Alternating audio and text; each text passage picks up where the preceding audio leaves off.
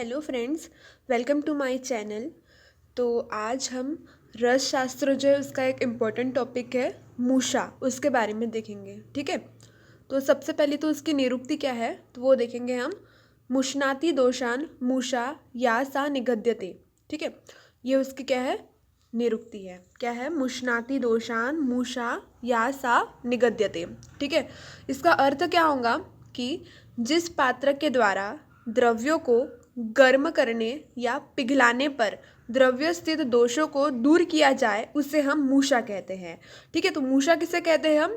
मतलब कि जब किसी पात्र, हम पात्र को ही मूषा कह रहे हैं, लेकिन कैसी पात्र?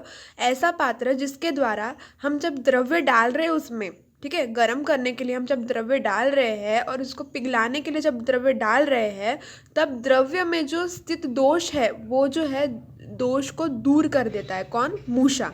ठीक है ना, तो उस पात्र को, है ना, हम क्या कहेंगे? मूषा कहेंगे। तो क्या डेफिनेशन हो गई हमारी कि जिस पात्र के द्वारा द्रव्य को गर्म करने या पिघलाने पर, द्रव्य को गर्म करने या पिघलाने पर द्रव्य के स्थित दोष जो है वह दूर हो जाते हैं, उसी को हम क्या कहते हैं? मूषा कहते हैं। ठीक है, तो ये हो गया। ओके, फिर उसके बाद क्या हो जाएगा कि इसके पर्यायी नाम। ठीक है, तो पर्यायी नाम कौन कौन से है? बहुत इंपॉर्टेंट है, क्वेश्चन आता ही है कि उसका पर्यायी नाम बताओ, उसकी डेफिनेशन बताओ। ठीक है, तो पर्यायी नाम कौन कौन से हो गए? कुमुदी, वराटिका, पाचनी और वह्नि मित्रा। ठीक है, ये उसके क्या हो गए? पर्यायी नाम हो गए। किसके? मूषा के। ठीक है, किसके हो गए? मूषा के। ओके, ठीक है, फिर उसके बाद हम देखेंगे क्या? उपादान द्रव्य। उपादान द्रव्य मतलब कि जिसके सहायता से हम क्या करते हैं? मूषा बनाते हैं। तो कौन कौन से? मृत्तिका और लोहा। और उसका फिर उपयोग देखेंगे मूषा का। तो मूषा का उपयोग किस चीज़ के लिए किया जाता है? तो यह भस्मीकरण के लिए इसका उपयोग किया जाता है और सत्वपातन के लिए। ठीक है, हम इसमें अलग अलग टाइप्स की मूषा देखेंगे। ठीक है, उसका प्रकार देखेंगे मूषा के, और उसका किस किस धातु को भस्म करने के लिए, भस्म बनाने के लिए और उसका सत्वपातन करने के लिए कौन कौन सी मूषा का उपयोग किया जाता है, वह सभी चीज़ हम देखेंगे। ठीक है, ओके, फिर उसके बाद हम देखेंगे कि मूषा जब बनाते हैं तो उसमें उपयोग होने वाली मृत्तिका किस तरह की होनी चाहिए, मतलब किस तरह से उसका गुण रहना चाहिए, है ना। ये हो गया, तो वो हम देखते हैं अब। ठीक है, तो मूषा उपयोगी मृत्तिका तो कैसी रहनी चाहिए? जो मिट्टी काली हो, काली रहनी चाहिए। ठीक है, ओके, काली रहनी चाहिए मिट्टी, और चिकनी रहनी चाहिए, भारी रहनी चाहिए और पिच्छल रहनी चाहिए। 4 गुण उसमें रहने ही चाहिए। अगर इससे हम बनाते हैं मूषा तो यह श्रेष्ठ मानी जाती है। ठीक है, तो अगर हम इससे मूषा बनाते हैं तो वह श्रेष्ठ मूषा मानी जाती है। ठीक है, ओके, ऐसे मिट्टी ही हमें उपयोग करना चाहिए। ठीक है, फिर उसके बाद क्या बोल रहा है कि सामान्य मूषा। सामान्य मूषा जो है मतलब कि जब हम मूषा बनाते हैं तो उसमें कौन कौन सी चीज़ें लगती है। ठीक है, तो वो हो गई सामान्य मूषा बनाने की पदार्थ, मतलब उसमें हम कौन कौन से पदार्थों का उपयोग करते हैं, तो वो उसमें कौन कौन से इसका उपयोग करते हैं हम देखेंगे। वो है मृत्तिका। मृत्तिका जो है हम लेंगे, मतलब कि मिट्टी जो है वो लेंगे हम, कितना? 4 भाग लेंगे। ठीक है, फिर दूसरा क्या है? जला हुआ तुष। ठीक है, जला हुआ तुष, तो वो 1 भाग लेंगे। फिर क्या है? सन के रेशे के सूक्ष्म टुकड़े, वह 1 भाग लेंगे। ठीक है, फिर लकड़े के कोयले का चूर्ण, लकड़ा है उसका हमने क्या करे? उसको जलाया, उसका कोयला निकला, तो उसका चूर्ण जो है हम 1 भाग लेंगे। ठीक है, और फिर घोड़े की लीद जो है, मतलब कि पुरीष जो है, उसका हम क्या करेंगे? 1 भाग लेंगे। तो ये सभी चीज़ जो, ये सभी पदार्थ जो है हमको लेना है और इससे क्या बनानी है? मूषा बनानी है। कौन सी मूषा? तो यह है सामान्य मूषा। ठीक है, तो घटक द्रव्य किसके हैं? ये सामान्य मूषा बनाने के हैं। ठीक है, ओके, फिर उसके बाद हम देखेंगे क्या? वज्रमूषा। ठीक है, तो वज्रमूषा जो है उसमें कौन कौन से रहते हैं देखते हैं हम। ठीक है, तो वज्रमूषा, उसके घटक द्रव्य कौन कौन से हैं? तो पहला क्या है? मूषा की काली मिट्टी, है ना। हमने क्या बोले थे? श्रेष्ठ मिट्टी कौन सी है? जो कि काली रहती है। तो मूषा की काली मिट्टी जो है वह 3 भाग लेंगे। सन के रेशे के टुकड़े जो है वह 1 भाग लेंगे। ठीक है, घोड़े की लीद, जो घोड़े की लीद है वो क्या लेंगे हम? 1 भाग लेंगे। ठीक है, श्वेत पत्थर चूर्ण जो है वह 1 भाग लेंगे।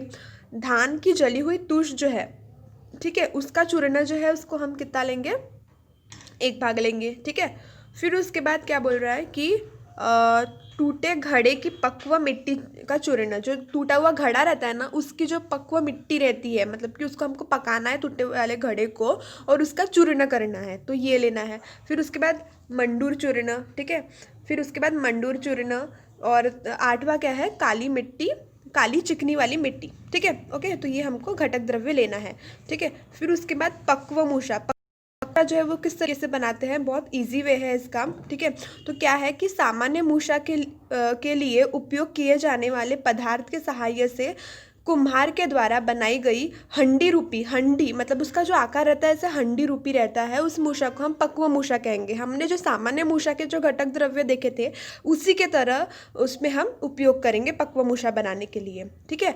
अब इस मूषा जो है इसका उपयोग जो है किस चीज़ों में हम करते हैं, तो इस मूषा का उपयोग जो है रसायन को मतलब जो पोटली रसायन है उसको हम क्या करते हैं कि जब विद्युत गंधक में जब तलते हैं तो उसमें हम इस मूषा का उपयोग करते हैं, ठीक है। तो ये उसका उपयोग हो गया। फिर उसके बाद क्या बोल रहा है कि विद्युत गंधक का तापमान सहन करने की क्षमता इस पक्व मूषा में रहनी ज़रूरी है, ठीक है। जो पक्व मूषा हम बनाते हैं इसमें तापमान जो है उसको मतलब उतना पूरी हीट को सहन करने की उसमें शक्ति और क्षमत्व जो है वह रहना ज़रूरी होता है, ठीक है।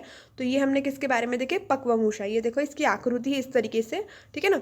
कौन सी आकृति बताया गया है, तो ये बोलना हंडी रूपी आकृति जो है इस मूषा की होती है, इससे हम पक्वमूषा कहते हैं, ठीक है। फिर उसके बाद गोस्तनी मूषा आ जाता है। तो गोस्तनी मूषा क्या होता है कि गोस्थन के आकार की, गोस्थन का आकार जैसा रहता है ना उसके आकार की जो मूषा रहती है उसी को हम गोस्तनी मूषा कहते हैं, ठीक है। उसके जो मुख रहता है ना उसमें शिखायुक्त पिधान रहता है, मतलब कि पिधान मतलब कि ढक्कन रहता है, ठीक है ना।